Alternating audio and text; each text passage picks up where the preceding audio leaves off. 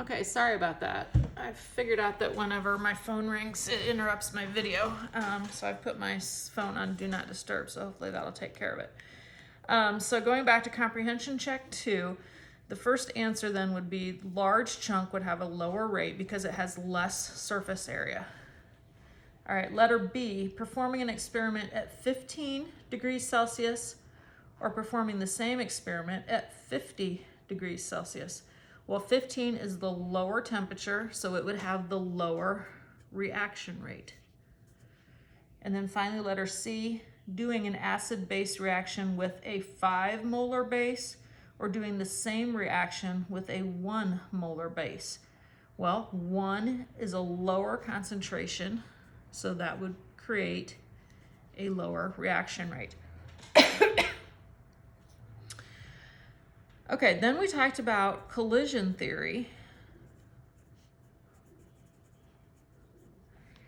And we talked about when two molecules react, they bang against each other, so they collide with each other, and that collision can result in either an ineffective collision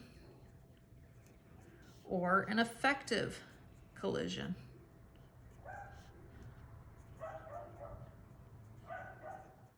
An effective collision is the only one that will make the desired product.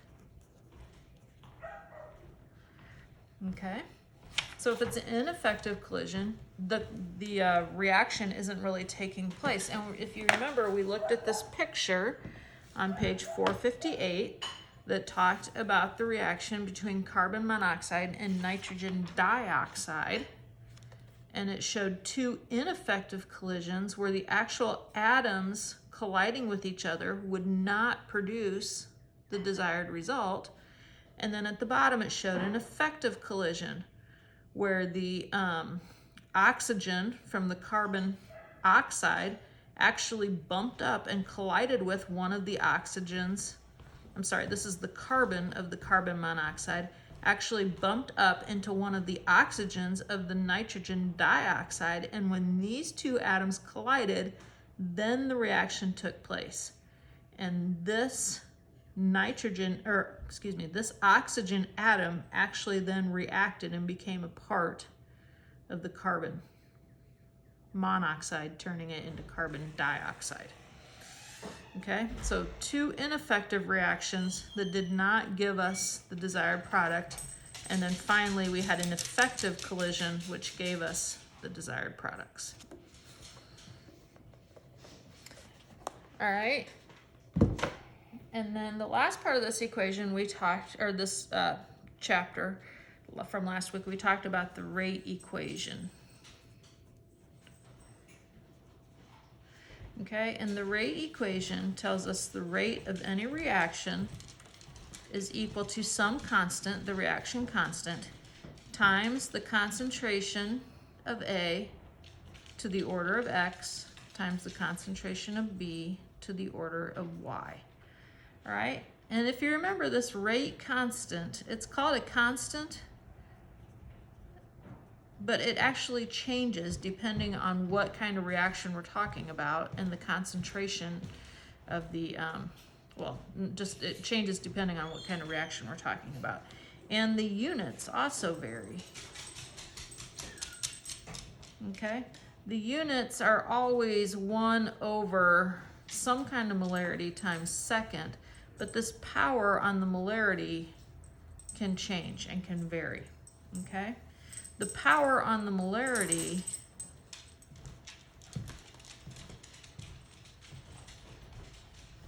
is always equal to the overall order minus 1, which then begs the question, what is the overall order?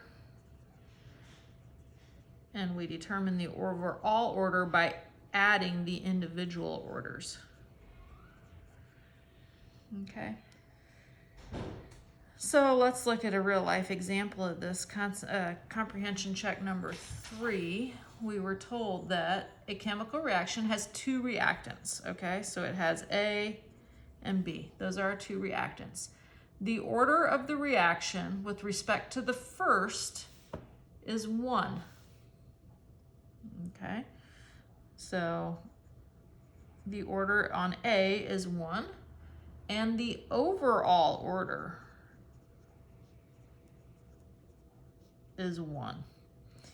All right, and the first question is then, what is the order of the reaction with respect to the second reactant? So we need to determine what is this order. Well, let's start by just writing our rate equation first. So the rate is K times the first reactant, and we were told it has a order of reaction of 1, times the second, and we don't know the order with respect to the second reactant, but we do know the overall order is 1.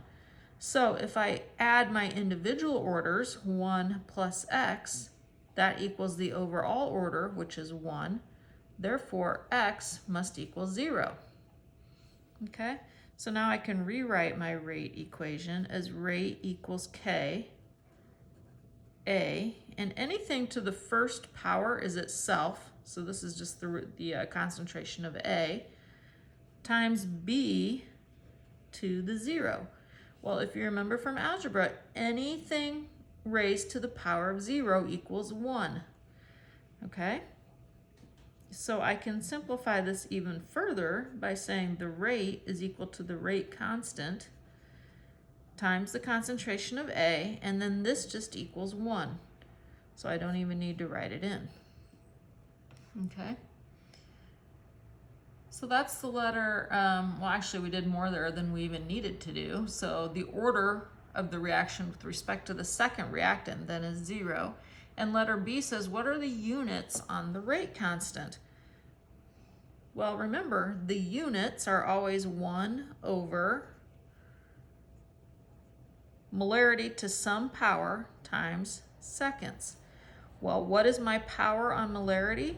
Well, my overall order is 1, and the power on the molarity is always the overall order minus 1. So the overall order is 1, minus 1 is 0. So my rate constant then, the units would be 1 over m to the 0 times second. Well, again, m to the 0, anything to the 0 power equals 1. So my final units then are just 1 over seconds, because this is just 1. Okay? So I hope that makes sense. Okay? Then the last thing we talked about in this chapter is that reaction rates are instantaneous. And that's because as the reaction progresses, these concentrations are always changing. They're always actually decreasing because the products are being used up. So anytime we calculate the rate, it's just for a moment in time while the reactants have these given concentrations. So we can look at multiple trials of a reaction to determine the reaction orders. Okay, so the next step was determining these reaction orders, and from there we can even determine K. All right, so let's look at some examples of this. Okay, so the first one we'll look at is comprehension check 4.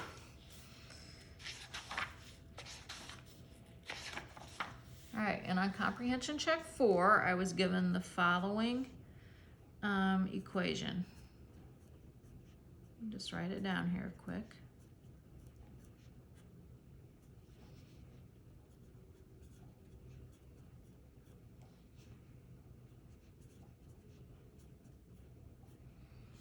Okay, so based on this equation, I know that my rate equation will be the rate equals K times my concentration of nitrogen oxide, monoxide, raised to some order, times the concentration of O3 raised to some order.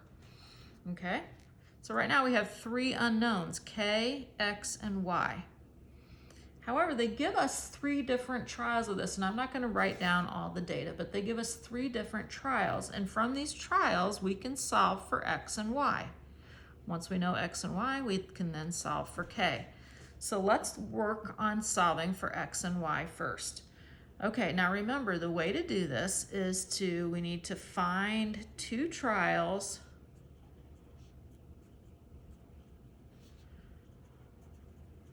where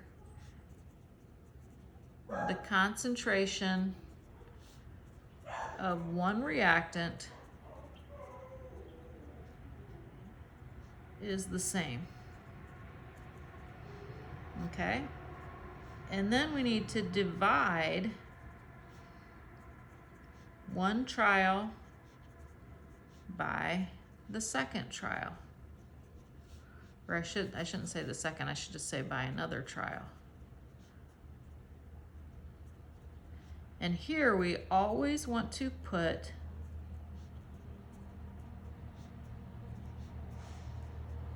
the larger number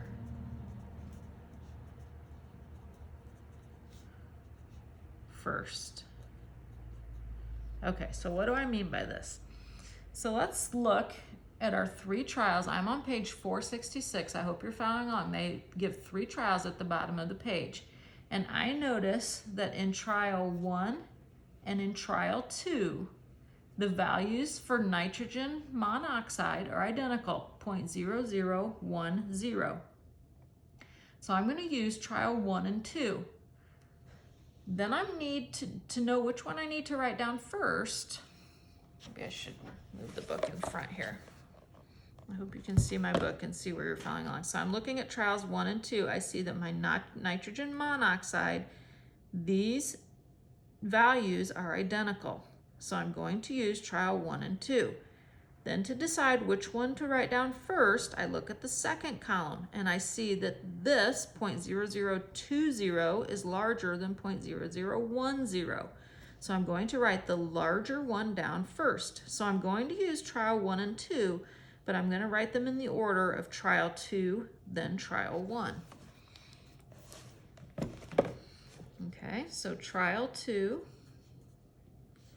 and then trial 1. Okay, so for trial 2, the rate, and I'm plugging them into my rate equation, okay? So the rate for trial 2 is 44.0 molarity seconds equals K times my concentration of NO. Well, my concentration of NO is 0.0010 moles, and that's to the X order, or the X power. My concentration of O3 is 0.0020 moles to the Y power. And as soon as I change from my chemical equation to a number, I can actually change these brackets to parentheses, okay? Then I'm going to look at trial 1. My rate for trial 1 was 22.0 molarity per second, again equals K. My concentration of NO is 0.0010 molarity to the X.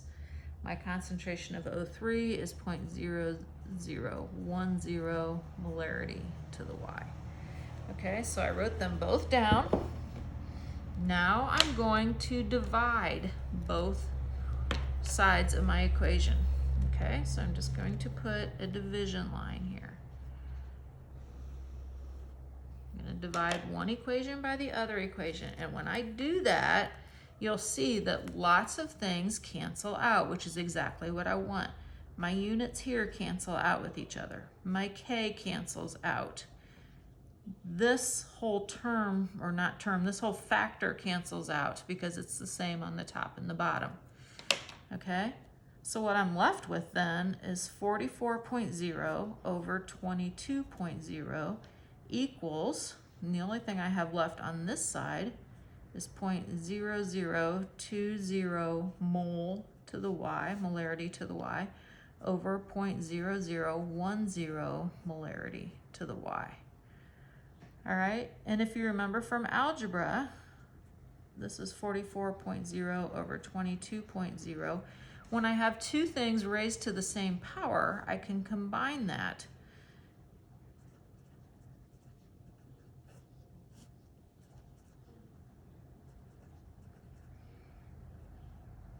As such to this power.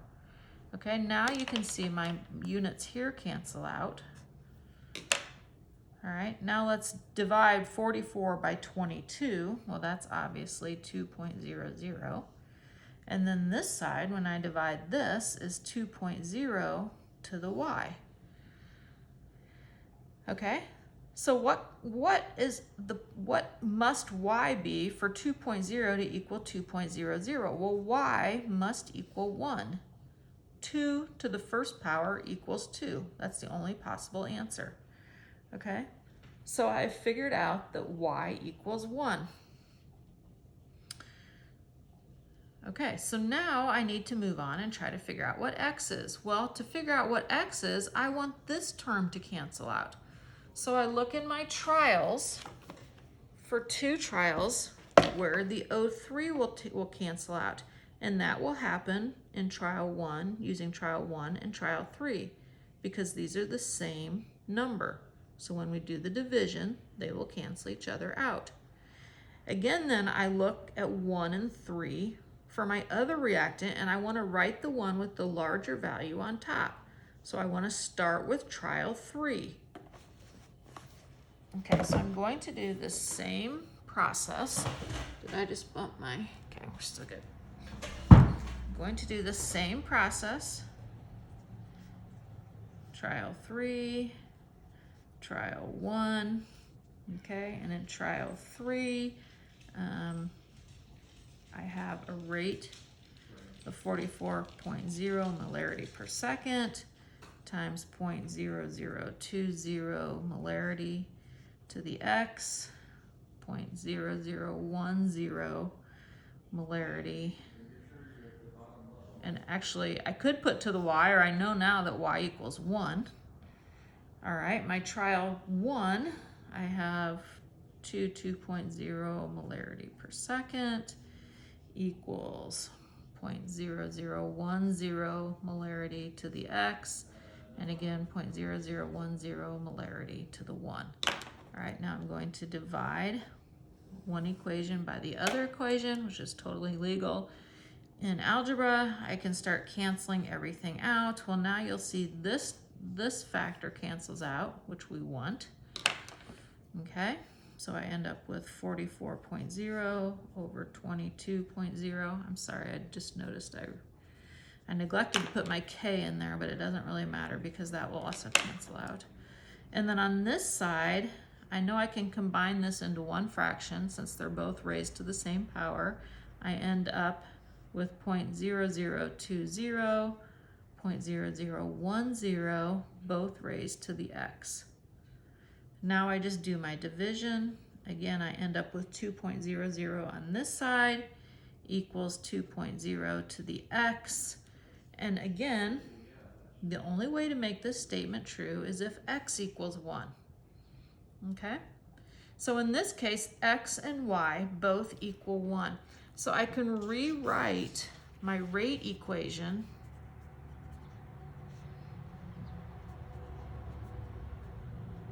putting in those orders. So the first reactant, order 1, the second reactant, order 1.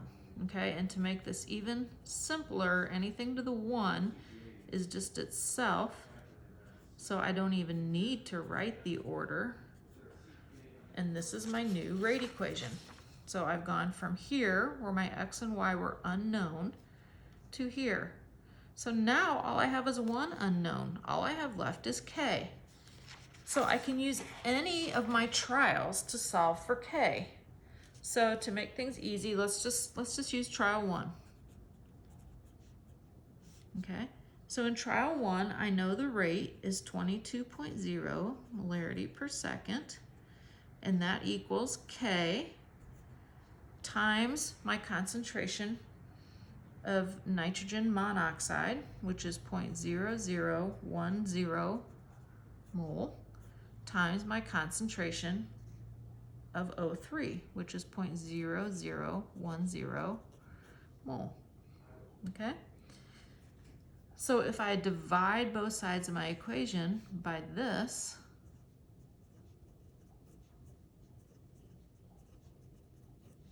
and I divide this side by the same amount,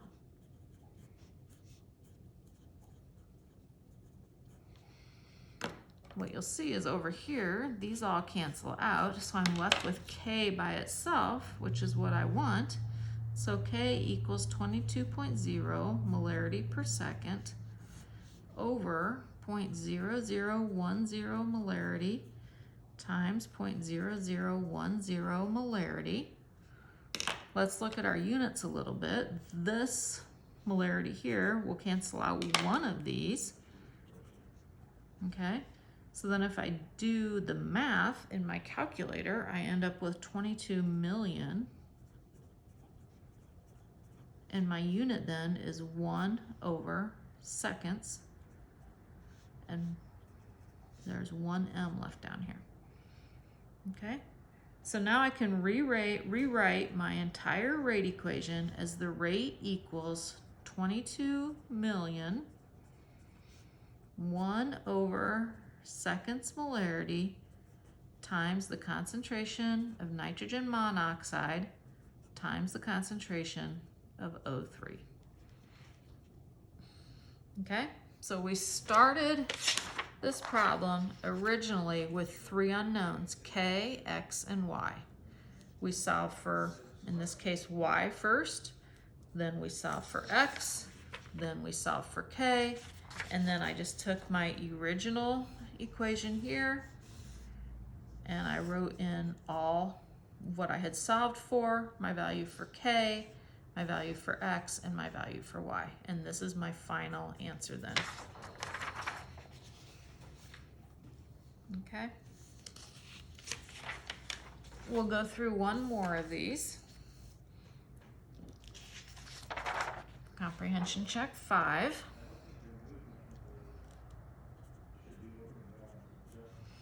And it's 2 nitrogen monoxide plus oxygen gas yields 2 nitrogen dioxide. Okay, so my rate equation is the rate equals K times the concentration of nitrogen monoxide to the order of X times my concentration of O2 to the order of Y. So here I have, again, 3 unknowns, K, X, and Y. All right, so I can go through the same process. I'm going to try to solve for X first. To solve for X, I look where my concentrations of my O2 would are the same and would fall out, and I see that that's in trials 1 and 2. I want to write trial 2 first.